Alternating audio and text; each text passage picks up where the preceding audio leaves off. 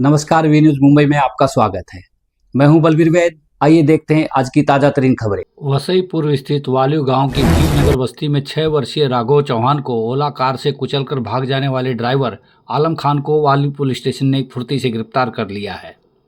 बता दें कि बुधवार को ओला कार ड्राइवर ने मैदान में खेल रहे 6 वर्षीय राघव चौहान को अनजाने में कुचल दिया था, लेकिन घटना की जानकारी होने के बाद पुलिस में सरेंडर करने की बजाय ओला कार ड्राइवर कार छोड़कर मोबाईल बंद करके फरार हो गया था। वालियो गावामधील भीमनगर वस्तीमध्ये एका इसमाने ओला कार बुक केली होती। ती ओला कार आल्यानंतर पॅसेंजरला घेतल्यानंतर त्याने टर्न करत असताना रॅश ड्रायव्हिंग करून बाजूस कारच्या बाजूला खेळत असणारा लहान मुलगा त्याला न दिसल्याने तो त्यांना ठोसर मारून निघून गेला आहे।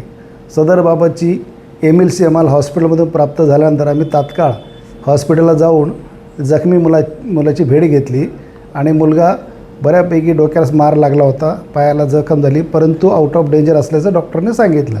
त्यानंतर आम्ही तात्काळ ओला बुक केलेली इसमाचा आम्ही ड्रायव्हर ओला कंपनीकडनं त्याची माहिती प्राप्त केली, कारची माहिती प्राप्त केली।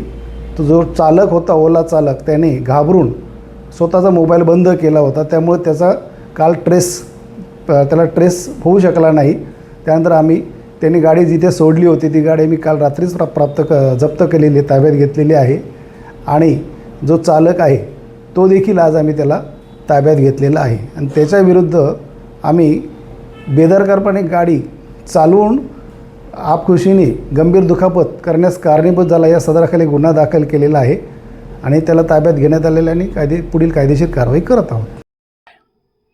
दूसरी तरफ नन्हे राघव का इलाज एक निजी अस्पताल में चल रहा है और डॉक्टरों ने उसको खतरे से बाहर बताया, लेकिन राघव को सिर में गहरी चोट लगने के कारण 9 और 14 कुल मिलाकर 23 टाँके लगे। तो सर पे चोट लगी थी, सर पे आगे और पीछे दोनों तरफ, और लेफ़्ट साइड में लोअर लिम्ब में अपना नी जॉइंट होता है जो, वहाँ पे भी निशान थे।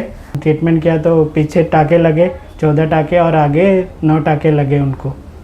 तो और पैरों में थोड़ा सा था तो उनको ड्रेसिंग किया उनको, और पेशेंट फिर उसके बाद पेशेंट को ट्रीटमेंट किया हमने, उनका CT स्कैन और एक्सरे निकाला जो कि नॉर्मल है, ऐसा फ्रैक्चर का कुछ ऐसा निशान नहीं है। फिर आज के कंडीशन में पेशेंट अच्छा है, बात कर रहा है, बोल रहा है, यूरिन पास कर रहा है सही से, अपना चल रहा है खुद पैर से, कोई ऐसा तकलीफ नहीं बता रहा है। वी न्यूज मुंबई बुलेटिन में आज इतना ही। अगली खबरों के साथ फिर मिलते हैं, तब तक के लिए नमस्कार।